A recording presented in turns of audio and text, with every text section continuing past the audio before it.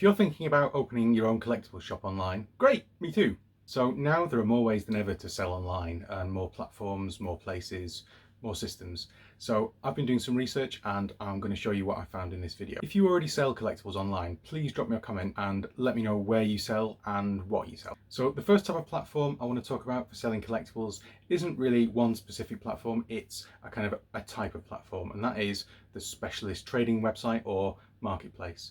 So examples of this are things like Bricklink for Lego, TCG Player or Cardmarket for trading cards and things like that. So it's specific things where they just sell one kind of item, usually, probably one kind of item. There are some pros and cons. I mean, not every niche has its own marketplace, but a lot do. I'll give you an example of Cardmarket because that's one that I've used the most. Pros with it are that because it is so specialist, everyone who goes there is a potential customer. It's not like eBay where, yeah, you got like 20 million users in the UK, but a lot of them went there for sponges or coffee or, you know, whatever. Like, people who go to Cardmarket go there to buy trading cards. The downside with that is that because it is so niche and specialist, even people who are potentially your customers don't actually know about those websites. Another advantage of places like Bricklink and TCG Player and things like that is they're often, I would say, catalog based, rather unlike eBay where, say, you list your thing and that's what goes on sale. A lot of the times, particularly on Cardmarket and Bricklink, there is a set product, a bit more like Amazon, I would say, and you just put your price for it and maybe the condition of it, but that's it. So it makes the listing side of it simpler. Having said that, the listing, certainly for Cardmarket, it's okay, and it's much faster to list a bigger quantity of cards on that system than it is to do it on eBay. But by the same token, I actually found that I needed to pay for an extra app to kind of help me list properly. It was only about £3 a month, and it's definitely worth it. I can't remember the name of it now, but I will share it on screen in the video. So again, because it's catalog based, it is a double-edged sword, because on the one hand you're only competing on price. So if someone wants that card and you've got that card, then that's great. You know you're in with a shout, and there's no algorithms to please and stuff like that like there are on eBay. The downside of that is that if you're a bigger seller, so bigger shops will tend to attract more customers because they've got a greater depth of choice of cards. So if someone goes there just for one card, then fair enough. If you're the cheapest, you'll get it. But if someone goes there for, say, like a deck of cards, same on Bricklink, if someone goes there to build a specific model and they need, like 100 bricks, and same on if you need like 30 cards on Cardmarket, the chances of you personally having, if you're just starting out or you're smaller, of you having all the cards or all the bricks that they want is a lot smaller. So those kind of marketplaces do tend to suit the bigger players, but they also, you can still sell as a small seller. And the other thing is there's low barrier to entry. Generally speaking, they don't charge huge fees. So for instance, Cardmarket I think charges like 5% or €1, 1 cent. Sorry, yeah, 1 cent, not €1. Which is, there's no kind of, and literally people sell cards for 1 cent each, less than a cent each. Whereas on sites like eBay and Amazon, I think it's a 75p or like probably $1 minimum fee. So that's literally, you sell something, doesn't matter if you sell 10 things or 100 things, everything you sell there's like a minimum charge. For eBay I think it's usually like 30p.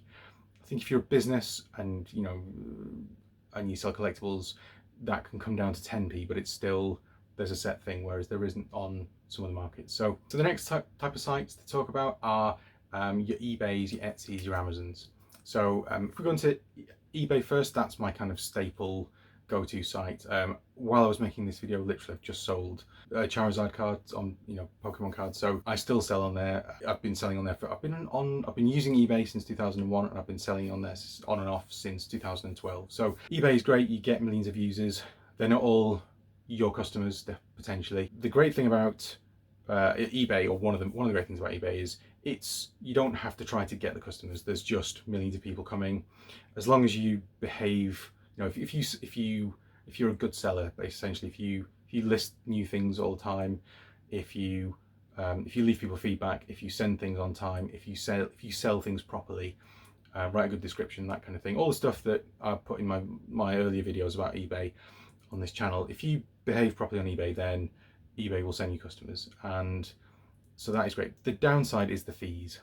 The fees, the minimum kind of fee you're looking at, whichever way you do it, either as a private seller or a business seller, is going to be 13% plus either occasionally 10p, but more often 30p. So if you're selling a 99p card, that doesn't always work. Plus, then if you want to advertise, like the card I've just sold, I was advertising that, and I think I put it up to 20%, the adverts. So potentially you could be paying 33%, if not 37% of fees, because they add VAT on top of that, so it's like a sales tax here in the UK. So you can be paying a massive chunk of your sales price, so you have to factor that in. I would say another downside of using eBay is you're not in control of everything. They own the platform, and if you, as I've said in previous videos, if you sell the wrong thing, or basically you can get banned. And sometimes, like there was one particular guy, he was selling clothes, but I've forgotten his name, but someone I follow here on YouTube, and essentially he got really big. I think he got to over like $1 million a year, and he's based in the US. And essentially he basically got kicked off the platform because he got to the point where they said, right, for tax purposes, we need you to show us invoices to show that you're a proper trader. And he couldn't, because he bought a lot of his stuff for cash. And so they said, right, well, that's it, you're off. And I mean, he was such a big seller that he'd made enough money that he could be comfortable, and he could sell elsewhere. But that's the downside, I suppose, with places like eBay, and that applies to Amazon and Etsy as well, is that you're not really in control. And I think it certainly gets worse with Amazon. I think with Amazon, not only are the fees higher, you do get more customers, but product types are gated. So for instance, like if I want to sell Lego now, like I've got a box of Lego somewhere over here, like that, I could put that on sale on eBay right now, and I could break it up and put it all on Bricklink, which I might be doing in a video coming up soon. I haven't tried Bricklink for a long time. That's no problem. If I wanted to put that on Amazon, I'm not sure I could. If I already had an established eBay shop selling Lego, then I might be able to get ungated in that category earlier, but I don't think I'd be able to sell it. I'm not sure I'd be able to sell Pokemon cards either, graded Pokemon cards. So maybe I'm wrong, maybe it's changed, but certainly I did look into selling Lego once, and the answer was, if you want to apply in like Q4 when the biggest sales are on, you can't. You get made to wait and things like that. So yeah, you're not in control. That's the sort of one of the downsides. But and you pay big fees, but you get the customers. Another thing I want to talk about actually was Etsy, because with Etsy, at first glance you'd think, oh great, it's collectibles. That's kind of an Etsy thing. It's it's a bit niche. It's not just brand new stuff. But when you look at the T's and C's for Etsy, they actually say it needs to be handmade, craft supplies, or vintage, which means 20 plus years in their eyes. So a lot of the collectibles, like that Lego or most Pokemon cards, let's face it, except for the really, really early ones, don't qualify. They're too old. Sorry, they're too new. So unless you could kind of say, well, they're craft supplies, you could say, okay, these Lego bits, people are going to use them for crafts, or these cards. So there's probably ways around it, and there are, a quick search on Etsy shows you that it's full of junk, and legitimate sellers of all kinds of collectibles. But again, they have fees. There's a fee to list it, and then there's like a 6% fee for your final value fee. But then there's like a 4% transaction fee, and it's actually quite hidden. And then I think they put VAT on top of that, so it's not as clear. Like, you can work it out. Obviously, you can go use a calculator to work it out, but it's not as clear. And also, I think they charge, because I know someone who sells on Etsy, and they charge the customer as well. So if you think you're putting something on for, say, £5, when it's on there, it'll be like $5.43 or something. It'll be some other random number. It won't be the number that you thought it was going to be to your potential buyer. So the person I know who sells on Etsy also had lots of problems, because and for instance, like they wanted to post something recently, and they wanted to put the email of, like, Etsy wanted to charge them a lot more for postage than it would have been for them to buy it themselves, and they couldn't get the email address off Etsy and just put it in, you know, and buy the postage, to let that person know that their product was on the way. So there's just lots of little kind of things that are a bit frustrating, I think, when you use that kind of platform. But they are great, and there's certainly with eBay, there's a very, very low barrier to entry. Not so much with Amazon, but and Etsy, again, you need a little bit of money. You know, you got to pay a bit to list things, but with eBay you don't. So it's those sites are great, and I've been using them for a long time. I am probably going to use eBay. I'm certainly going to use it for sourcing, but I'm not sure I'm going to use it as much. I don't think I'm going to go for an eBay shop again. Like, yes, they're okay, but like I said, if you're going to do stuff for the long term, then it might not be the best way. And I think the best way is, in fact, having your own website. However, that is an absolute minefield, and that's what we're going to cover now. Having your own website. Right. I've had a few websites in my time. I've started lots of them, and now there's even more options than there ever were before. So again, I'm not going to go into too much detail on specific site. I'm going to cover them by type. So the first type I want to talk about is what I would call your kind of link in bio, creator focused sites. So things like Linktree or beacons. So if you look in the description of this video, there should be a link to my Linktree, unless you're looking in views and I've changed it to something fancier. But these kind of they're fairly light. They're sort of, they can look okay. Beacons actually looks a lot better than Linktree, but it's the same sort of thing. It starts with a free plan, which is just very basic. Here are some links, and there's our Linktree branding, blah blah blah. And then if you pay some money, you can have a shop, you can have more information, you just get more functionality. These things are quite good. The Linktree one, I think, is only £4 a month. It's actually, the Beacons one is more like, there are several pricing things, but it's a lot more than that. And what I found is it doesn't matter which platform you use. There's no way of doing it where there's very few ways of doing it for free. And if you do it for free, you get hammered with fees.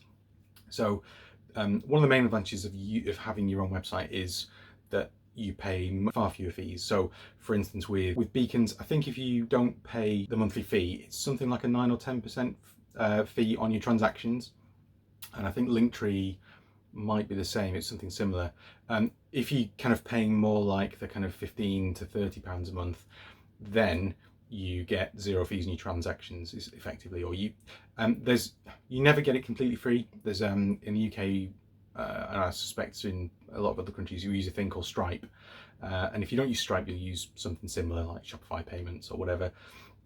But essentially, you're going to pay usually like 1 to 3% in fees. I think it's like 1.5 or 2% for this, and then plus like a 25 pence or 20 cents charge per transaction.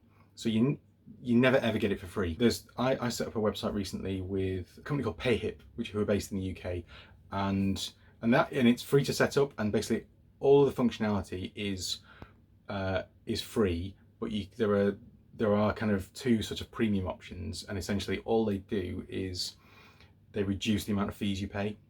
So I think now if I made a sale on that website, then I would pay something like, I think I would pay 5% on top of the Stripe fee, and then the next option up, I would pay like, I might only pay 3% or something like that, and then I'll pay zero fees to them if I paid like £30 a month.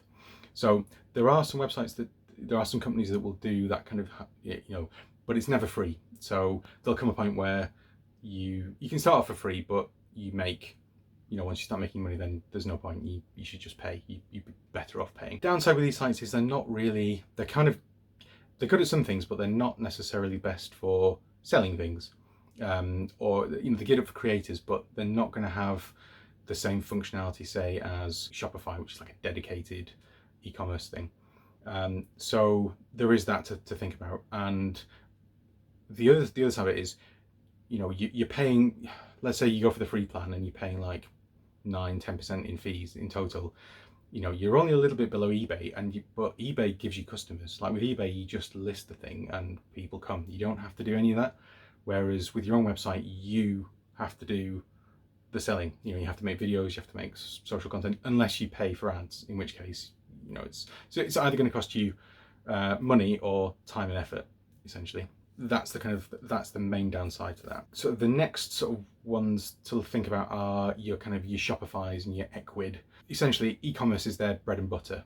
So that's what they were built to do. That's what they're designed to do, and that's like so Shopify has like a huge market share of kind of e-commerce traffic on the internet, relatively speaking. You know, if you take away your platforms like Amazon and eBay, then it's pretty much Shopify and I think WooCommerce, which is the one I want to come on to next. So these kind of dedicated places, and Ecwid is similar, but there's BigCommerce, which I think again is more, I think it's aimed at bigger, more established companies. So these have a lot more functionality, and they're geared up for selling. And so if you need to do something, chances are it's there and it's going to look more professional probably than your kind of creator type ones like your Linktree or your beacons. The downside to them is that they generally start at £30 a month. That's, you know, whereas £30 a month is like the top end of the other sites. And what I found, I've had a couple of goes at Shopify, and what I found is that, so you got to buy your domain, you've got to pay £30 a month. There's usually like a free period, might be a month or two, but generally speaking, you're going to be paying £30 a month fairly quickly. But then on top of that, a lot of the apps are paid apps, and a lot of the good ones. So it has got functionality in it, and you know, and lots more functionality than other places. But you're like, but I could really do with that, you know, and that's another £10 a month. Or so what you think is the cost actually isn't the cost. There's usually, you know, there are usually hidden costs. So in Shopify, it is good, but it's not. I'm not sure I'm going to be going to that as my kind of first port of call. I might move to that one day if I find that the alternative is, you know, is no good. But certainly to begin as a beginner who's trying to do things on either for free or for very cheap, then that's not the answer. I think if you've got money to burn on adverts and pay social media managers and or you've got an established content creation kind of system going, and you know that you can get a ton of customers in, then Shopify, you know, might well be worth doing it. But for me, that's not the way I'm going to go, I don't think. So the next, actually, before we go on to WooCommerce, I want to talk about places like Wix and Squarespace, which are kind of, I would say, more general website builders. So they're not strictly like, they're not really out and out blogging platforms. They're kind of an anything website. So if you want a blog, it'll work. If you want an e-commerce website, it'll work. If you want something, you know, if you want a portfolio, they're kind of jack of all trades. So those things are fine. They do have a lot of functionality. But again, if you want them to go fast and do everything you need to do, you're generally looking at between £15 and £30 a month. There are sort of, I think Wix does one for like £16 a month, which is fairly basic. But if you want all the bells and whistles, then you need to pay like £25 a month, something like that. So they're not cheap, and that's just for one website. That's like you get one site and that's it. Whereas if you go for something like a hosted WordPress thing, a hosted WordPress site with WooCommerce on it, then like potentially you could pay a fraction of that. You could pay, I think the cheapest I've seen it was something like 50p a month for the first 3 months, and then you pay something like maybe £8 or £9 a month. But you can have like literally, you could have 100 websites on that service. You know, it's much better value. So the downside is that, and this does apply to a certain extent with any kind of making your own website platform, whether it's your beacons, your Shopify, whatever. They're all potentially a technical minefield if you're not too technical. So like by day, I'm actually like a structural engineer. I'm pretty handy with computers and websites and stuff, and I have done it before, but it's not my profession. And so I have to learn about stuff, and I don't always know what's an SSL, and do I need an SSL, and do I need this and do that? And sometimes it's very easy to get bogged down. It's also easy to break. So I have had WordPress before, and I have broken it before and had to phone people and stuff. So they're not always that easy to use. They're definitely not as user-friendly as things like Shopify, but I think potentially you can get a lot more utility and a lot more scope for, there's certainly better value, I would say, which is more my focus at the moment. And given that they work on WordPress, which is like the blogging platform of choice for a lot of people, then, or for most of the internet, or certainly a significant portion of the internet, then that's probably what I'm going to go for. Again, it's the kind of the technical side of it is WooCommerce I know doesn't have all the features that say Shopify does out of the box, but I don't think either of them have everything that you want.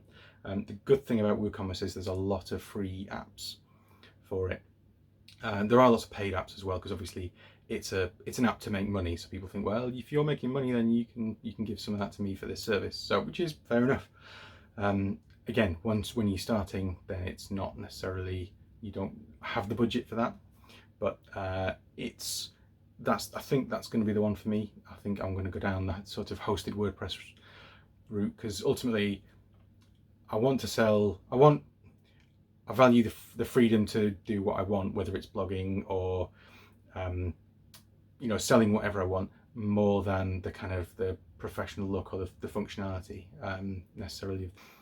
The other great advantage with having say your own website, whether it's a WordPress, WooCommerce kind of website, or even like Shopify, things like that, is because it's a website and you control it, you can't get kicked off, or it's hard to get banned completely, but also there are other ways of making money, and it's just generally more professional. It's your own brand, it's your own thing, so it's not like eBay. Also, you keep the customer, and that's a massive thing. Apparently, once you sort of start going down like the marketing rabbit hole, you find that actually email is king, and essentially emails become, you start to look at an email as if you get a person's email address, that becomes like the lifetime value of a customer. Let's say might be, say if it's £200, every email suddenly becomes worth like £4. So if you can get emails, literally every email is suddenly worth an amount of money. And it's because some people buy nothing, but other people, you'll just send an email out and maybe 10% of people will buy and things like that. So it's there's a lot more, essentially, for the long term, and playing the long game, which I think a lot of people advise in business, then I think having your own website is the way forward. And the cheapest way to do that seems to be doing with WordPress and WooCommerce. So I think that's the way I'm going to go. You can also, when I talk about monetization, you can have things like affiliate links, and which you can do on some other websites, but I think there's no, having your own website, you can have affiliate links, you could have brand deals and things like that. So there's a lot more options. So that's the route I'm going to go. In future videos, I'll go into more detail, and if you want, I'll probably do some deep dives on some of the other platforms as well. I'd like to do one on Bricklink, because I haven't been near that for a long time, but I think it is quite good. So yeah, I hope you found this video useful. Please drop me a like and consider subscribing if you want more content like this, and I'll see you in the next video. Thanks, bye bye.